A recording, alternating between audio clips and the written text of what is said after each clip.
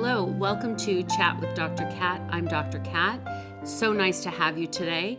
We are doing a part 2 to Daviana Memont, and she's going to be talking about different topics that we're seeing out in our world today that are controversial. And as always, she's going to be upfront, straightforward, and just breath of fresh air with her honesty.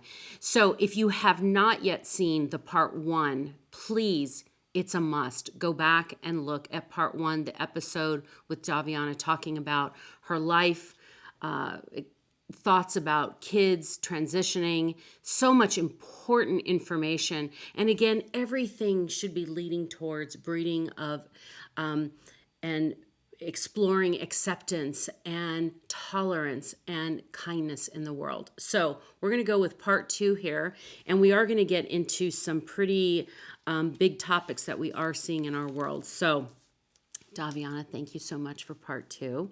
Welcome. So let's just get right into it. Women in sports. Let's talk about it. Let's talk about what you're seeing out in the world. Let's talk about your experience, what you've chosen to do, because you are big in the sports community. So let's go. What are your thoughts? Trans women should not be competing, period. End of story. Like, stay out of women's sports. Everybody. So one of the biggest things that was allowing trans women to compete is they were testing the hormone levels of testosterone and saying that the testosterone levels had to be below a certain number for 2 years, and then they would allow it. So I've been on estrogen for 2 years, and I don't even need to take a testosterone blocker. My testosterone is naturally extremely low. It's lower than most females. It's in the 20s range all by itself, which, another sign of being like, maybe you are hormonally in the wrong body because it's been this way your whole life, So with that being said, I decided that I was going to go back and compete in powerlifting because I was a competitive powerlifter and strongman. Or I don't know how that happened. Sorry. Before all this. And my numbers are drastically lower, but I've also had 3 surgeries in the last year and a half, and I still competed better than most of the men that showed up that day. And my muscle size and strength is still I haven't lost the density of my muscles. I've lost some strength and some size, but not enough. Like, as long as I continue to keep training, I'm going to continue to get stronger. Right. Testosterone isn't the only thing that you have to worry about. And the only thing that's going to happen to a trans woman that's going to make her competitively that of a woman would be if she literally stopped training her sport. Like, bring your testosterone level down and then stop competing.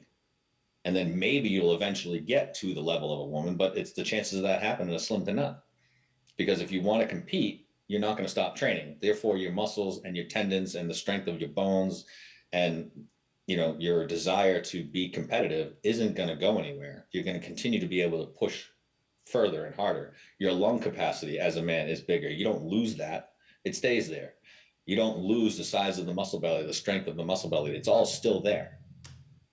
So I decided that I wanted to go back and compete, and I competed in the men's division in powerlifting. I did better than I thought I was going to do, which is great. And I'm going to compete again in July to see if those numbers go up, and I'm going to report those numbers as well. And so that way I can compare. It's like, here are my numbers, my first competition back, and here are my numbers, my second competition back. That this one, my first competition, I didn't really train for, at all. And I only lost 500 pounds off my total, which is great. So if I can add half of that back on, then that's going to be kind of proof in the pudding that it doesn't matter where your testosterone levels are. You shouldn't be competing, and thankfully, they're not allowing trans women to compete in men's sports anymore. So that's a good thing. That was a step in the right direction. And the federation that I was involved with strongmen. They were one of the first ones to actually put in a trans category. Okay. But nobody competed in it. And but you no still one had competed. Yeah, and you still just had there was a trans woman who just won a humongous strongman event, and they took her trophy away because she was first place, I think, in the world and like she won first place, but she was a trans woman, so they took it away from her. But they didn't know she was a trans woman. I see. Like they had no idea until the end. Only a few people knew, and they were afraid to speak out. You know, and like I've had plenty of people reach out to me. It's like, oh, you know, my daughter's team, there's a trans person on the other team, and like we're not, you know, what do we do about it? I said, sit down. And like, what do you mean? I'm like, sit down. Get the whole team to show up for the game and not play.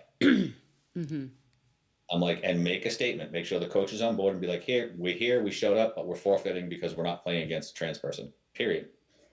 I'm like, you do that. I'm like, and like, it comes back to like my whole concept is united in strength. You know, you can compare it to like look at all, I hate to bring it up, but I'm going to all the crap that's coming out about the vaccine shot. And you look at all the nurses that are like upset that they had to take the shot. They're like, I wish I didn't take it. Like one of my good friends, she was there during COVID, like the whole time. And she's like traumatized by what she saw. And she's like, she goes, I still didn't want to take the shot. She goes, but I took it because I was going to lose my job. She goes, and now my period has never been the same. She goes, it's completely off. She goes, my cycle's ruined. She goes, and it's been consistent. She goes, for 30 years, it's been consistently the same. Not a single problem. She's the mother of 3 kids, the whole bit. She goes, now it's off. Yeah. She goes completely off. She goes to the point where sometimes I go 6 months without getting it. Oh. She goes, but then it'll come back.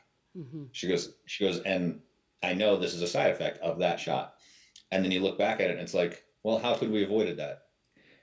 If they came out and said, you have to take the shot or lose your job, and the entire hospital stood up and said, we're not taking the shot, and walked out, I'm like, there's the strength and unity.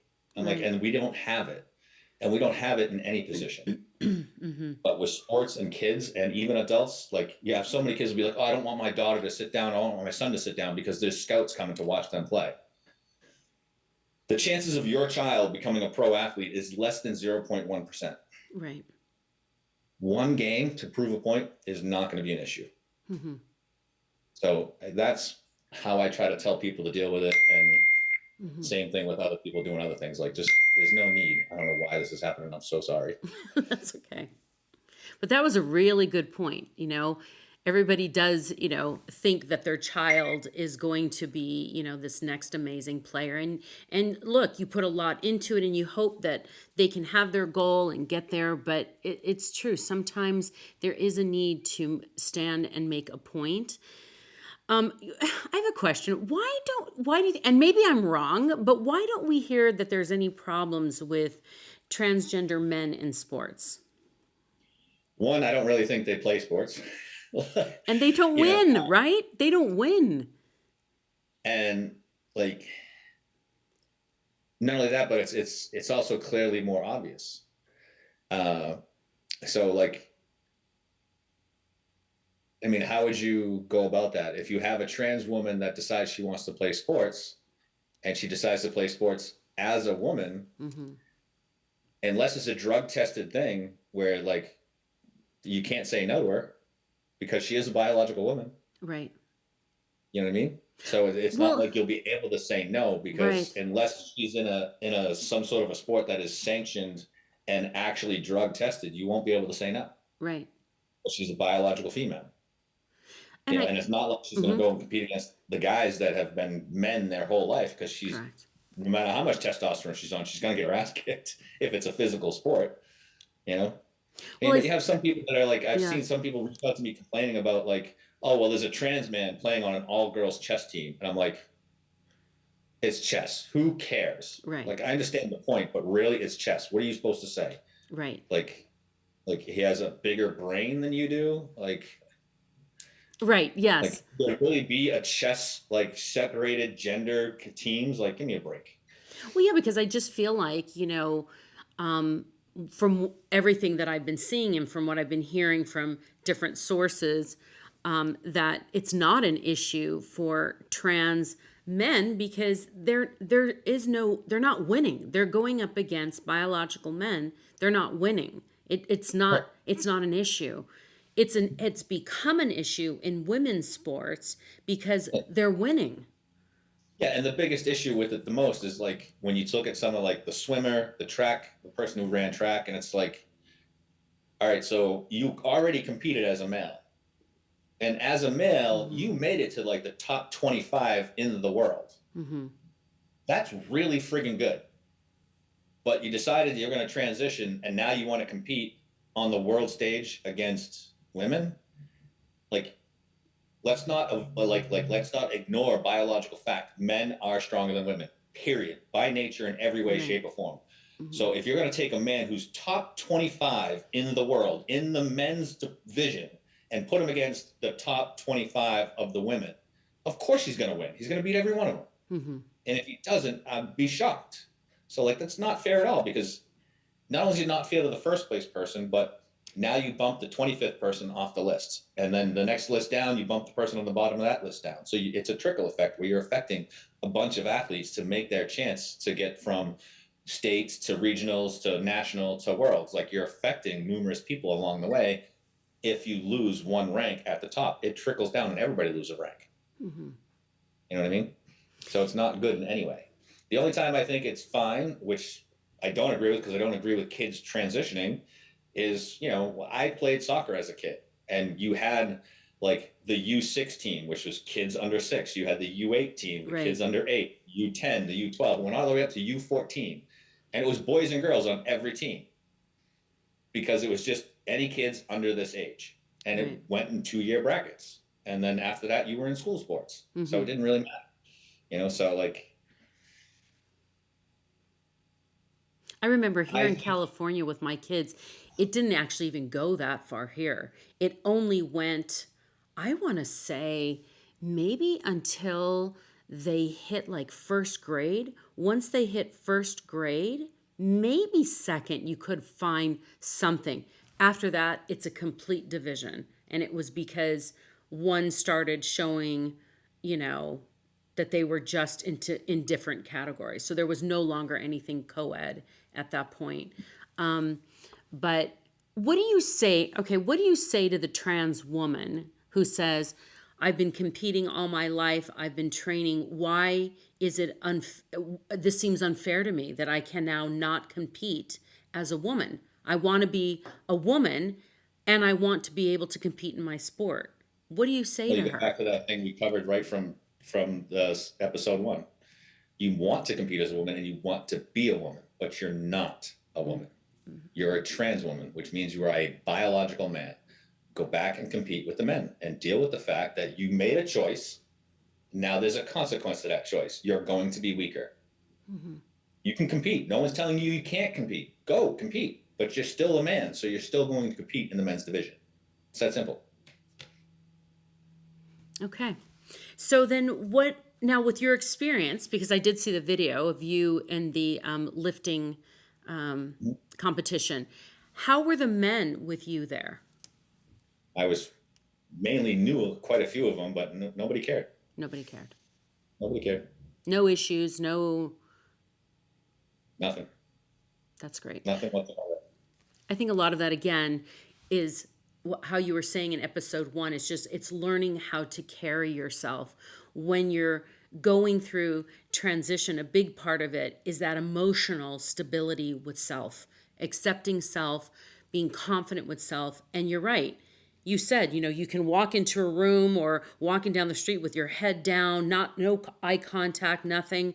There's going to be a different type of response you're going to get from people. But this is true of everybody. That's not just a trans woman.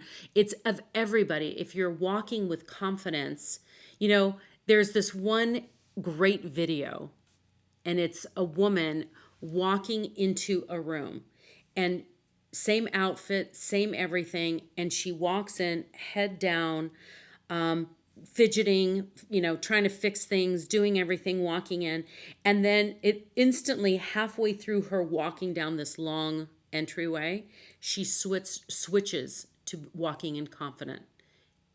It's an entirely different human being. Oh yeah. Entirely different human being. So the value of that is so important for everyone, but definitely a part of that therapeutic process is learning that confidence, because you can be judged. You can have these experiences where you're not going to be accepted. So It's like the bully victim mentality. So yes. A bully is not going to look for someone that's walking around with confidence. They're going to look for someone that's walking around like they're timid and scared. And that's who they're going to go after if they're looking to bully someone. It's any predator works the same way. So if you walk into a situation with your head held high, your shoulders back, like you're confident, chances are no one's going to do anything with you because they already look at that as like, okay, this will be difficult for me to do. Right. This one's gonna be a fight. It's like they interviewed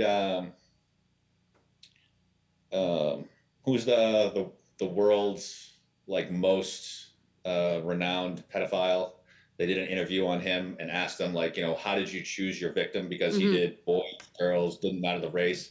And his response to that was, I chose the victim based on the father. Oh, interesting. If the father looked like it was going to be a problem, if he looked like I wouldn't be able to handle him or manipulate him or beat him up, I would leave the kid alone. He would look for weak parents. That was how he did it. And they found that was so interesting that's all it took was look for any parent that looks weak, looks timid. Then I knew I could make my way to get to the child. And that's a very well lesson learned, right? That's a huge, huge lesson because, I even get chills when I think about that. It's also with sex trafficking. They hone in on children whose parents aren't keeping an eye on where they're going, family system at home. If it's a kid who, there is no accountability of where they're at, no relationship with the parent, that becomes their victim. Absolutely. So the strength at home is vital. Great answers. Okay, so that leads into, what are your thoughts about a trans woman going into a locker room? Now, I know there's different phases because there have been some trans women that I have treated and I've treated them for other things, that there is no way anyone would mistake them as a man ever. I mean, ever. So I think there's varying degrees, but what are your thoughts about that? So I look at it like this. If you are a trans woman and you're just starting your journey and you still, for the most part, predominantly look like a man, then you need to stay out 100%.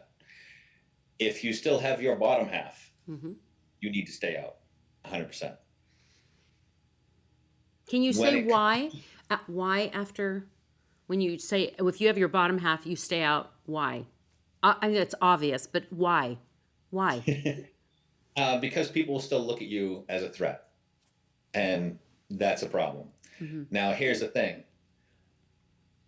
Most of the trans people that I know and I'm acquaintances with, I have a few that are trans men that I know of. I'm acquaintances, not friends with. And I have a few friends that are trans women. And I am definitely the abnormal. Like, I'm 6 feet tall, Marine, big muscular person. Like, I am abnormal. The people that we've seen that are trans women that are hitting social media as being these bad predator types and going into bathrooms looking like just a man in a skirt with lipstick on or whatever, and they just look clearly like a man playing dress up. Like, that's not the norm. And everybody thinks that is the norm. So they're building this community of like, you shouldn't go in the bathroom because you're a trans woman and that's the end of it. And it's like, 90% of the trans women that are out there are of average woman height, 5'5" to 5'7", or even 5'9". They're small and petite because they do everything they can to be petite. So they're somewhere between 120 and 150 pounds tops. They've had all their surgeries. Some of them have had bottom surgery. Some of them haven't. They've had their voice surgery. They haven't come out publicly until they're done. Whereas I came out publicly starting the process. Right. So these are women that came out publicly done to the point where they're introducing themselves as a woman, and you can be a woman standing right across from them and you're accepting them as a woman. You would walk right into a bathroom with them. You wouldn't have a single problem with them. You would walk right into a locker room with them. And when it came to them getting changed, if they had to take off their bottom, they would go into another room because they would be afraid to let you see what's going on between their legs. Right. And you just wouldn't know. So for those trans women, honestly, I tell them, do whatever you want to do. Like, you don't have to worry about it. And the 90% of that is because nobody knows. everybody knows that I'm a biological man because I have across my platforms close to 1 million followers. Mm-hmm. So like everybody knows. The bottom line is that like I've gone into a women's locker room one time and it was for my daughter and it was a closed space. That's it. Outside of that, I've never been in a locker room ever, and I don't want to go into a locker room. My daughter's old enough now; she can go in there by herself. Mm-hmm. But if you can't, like, you got to read the room. You know what I mean? Read the room. You got to Exactly. read the room, and then and then you got to be aware of your surroundings. Like in Massachusetts, Massachusetts is a much more liberal state where you Mm-hmm. can do a lot more things, and the general population of the people aren't going to care. Mm-hmm. They just don't. And then it comes to respect. If you're respectful, you get respect. That's Right. one of the biggest things I've learned in my transition. The more respectful I am, the more people respect me.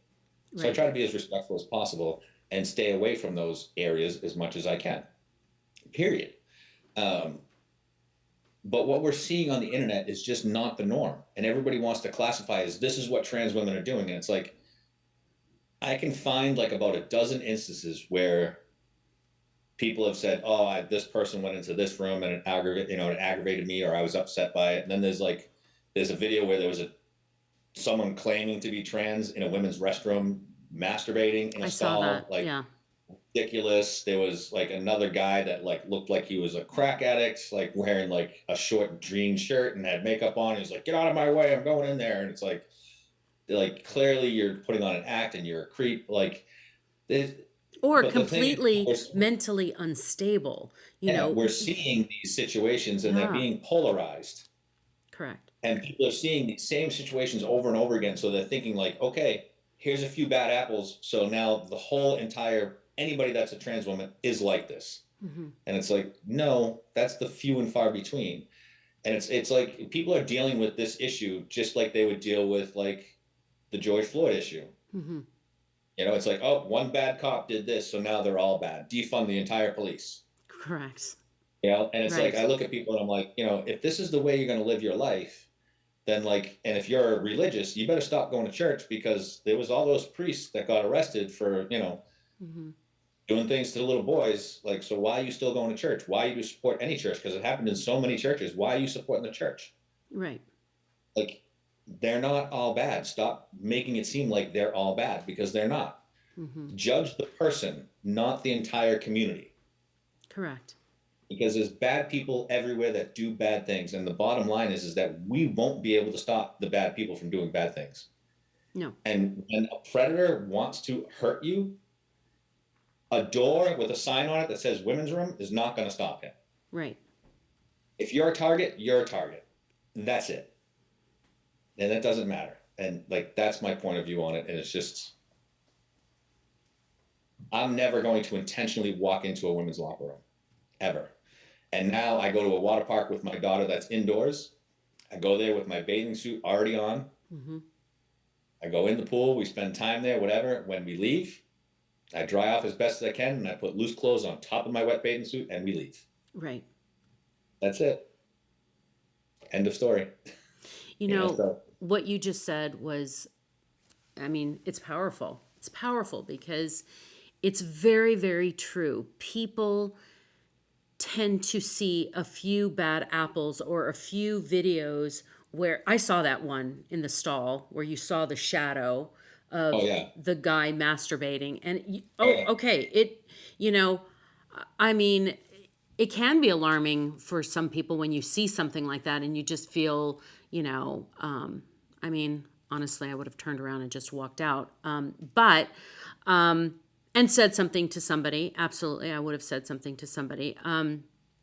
But I think overall, what you just said, how important it is because people do base opinions on 1 to 2 things that they see, and then they apply it to the entire community. And, I even said this to you the other day, how brave you've been because you have been filming yourself. And I went all the way back. I scrolled all the way. I've seen everything you've posted. But the way you look then when you started to now, so different. Oh, yeah. So different. And, the bravery of going through and posting all that. I think that that's great. But again, it also shows how, someone who's going through this needs to know where they're at and what they're able to do in the community environment where they're at. Because, it makes it easier. It makes it easier for them. And I think it makes it easier for people around to understand more. And the more you come out and talk about these things and educate people, the more, again, I hope it promotes, acceptance and tolerance. Because you're right. You're right about Catholicism. I'm a Catholic. You're absolutely right. About things that have happened. And of course, not everybody is like that, but there has been a tremendous amount of things that have happened there. And there's so many other areas. I agree with you also with the police too. Great points. You make really, really great comparisons. So let's move on to another thing that's been out in the news lately that's been pretty big. And that's been a state wanting to, or has outlawed trans women putting on that they are female on their driver's license. Yeah, so that's actually not just trans, that's for anybody. So some states started doing it a couple of years ago where they were allowing people to put the sex on their driver's license that they identified as. Mm-hmm. So people were all excited, trans people, men and women, were all excited to have their sex changed on their license. And so what happened is that it came out where they were like, you can no longer do that. And what they is they got a letter in the mail that basically stated your license is now invalid. You have to go get a new one. And they basically took it to the media saying and I believe it was Kansas, saying mm-hmm. Kansas just revoked our licenses and said that, we can't drive. And it's I was like, that's not right. I'm like, there's no way they could have done that. So I went and I looked into it and it was oh, it's not that you can't drive. You can drive. And some people are like, well, my license is canceled now, so how am I going to get to the registry? I'm like, they're not going to care. Get in your car and drive to the registry and just be like, hey, I need a new license. Mm-hmm. And where everybody talks about the whole comparison of sex and gender are different. And I was like, okay, well, does it say gender on your license or does it say sex on your license? And they're like, it says sex. And I'm like, well, what sex are you, male or female? And they're like, well, I'm a transgender. I'm like, yeah, that's your gender. What sex are you? Mm-hmm. Yeah, I'm like, exactly. So you're a male. And not only that, but they have to so many of them aren't looking at it in a smart view. If you get into a car accident and you're being rushed to the hospital because something's wrong with you, they do treat you different ways and do different things, whether or not you're a male or a female. And it's easy just to ask you as opposed to go digging into your wallet to find it. And then if you sit there and be like, well, I'm a female, when you're actually a transgender female and you're a trans woman and you're telling them that you're a woman, but you're not, you're a male, in that situation, you've got to own up to the truth. Exactly. You got to be like, I'm male, period. Because if you're a woman or a transgender woman, and let's say that you like to drink beer and you got a nice little beer belly and you got in a car accident and you look really like a woman, they might think you're coming in from an accident as a pregnant woman. Right. And you're not. You know what I mean? So it's they just this is where that whole mental stability comes into play, is you need to be mentally okay with your biological sex in order to transition. Mm-hmm. That's another perfect example as to why you should. So I don't have an issue with it. Massachusetts never allowed it. They were never going to allow it, I don't believe. So to me, it was not a big deal at all. When the people came out, they were so outraged about it. It's so what? So you're outraged because now you have to take a trip down to the RMV and get a new license? Get over it. It's not a big deal. Just do it. Yeah, but that was huge. It was huge out there. Everybody having their opinions and thoughts around the whole thing. And there comes your video. And I thought, again, simple, easy.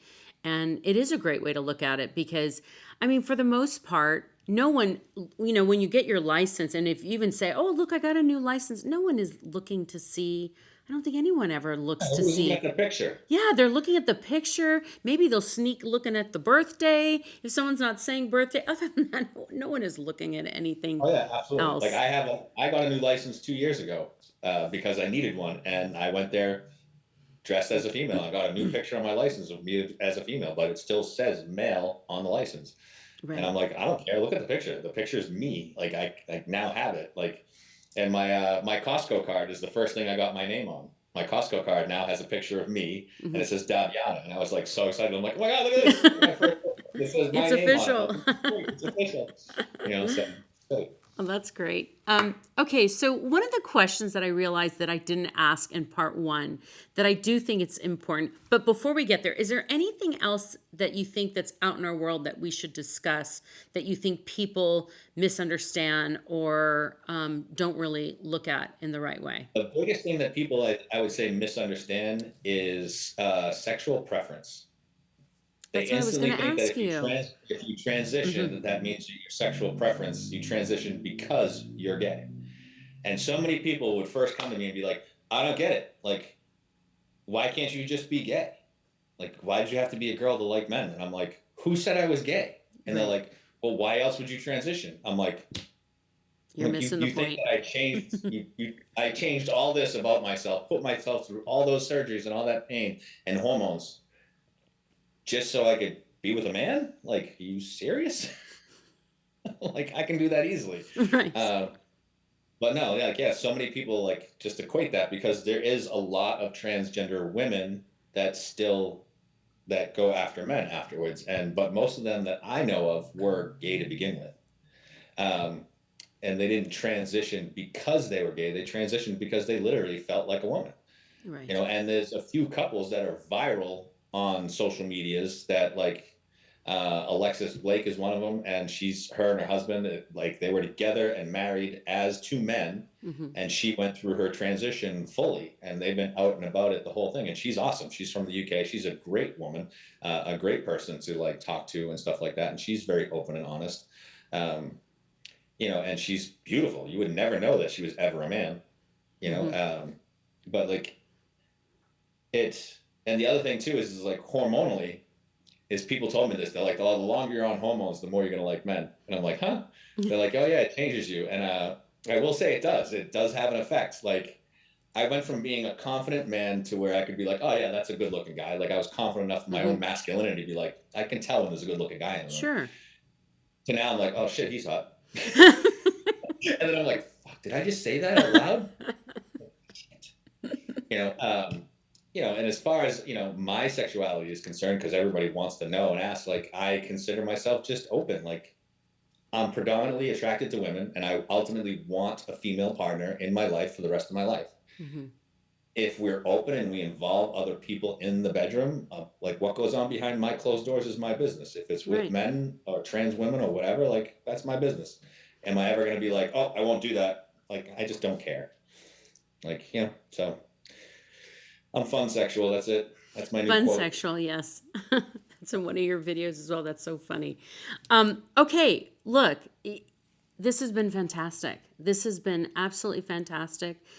I appreciate completely your honesty. That is one of the most there's many things amazing about you, but one of the most amazing things is your complete honesty. It's refreshing and I'm so appreciative. And the hope is, again, to breed tolerance and acceptance and kindness in this world.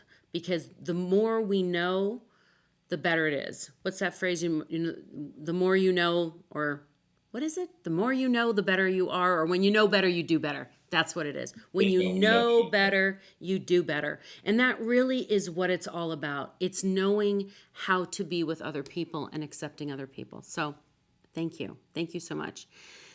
Thank you, everybody. I am so excited that you have this opportunity to watch both episode 1 and episode 2 with Daviana.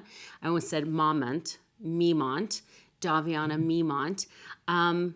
Please go check out both of those videos. If you have any questions whatsoever, let me know. You can also reach out to Daviana. She is on YouTube. She's on Facebook, she's on Instagram. If you have a child who is going through this, you need more information, you would like some coaching, please reach out. Please reach out. Don't make any rash decisions or don't be, making decisions that could be drastic choices in their life that could lead to something that's not the best for them. in the future. So thank you so much. This has been Chat with Dr. Kat. I've enjoyed this time with you. Thank you, and have a great rest of your day.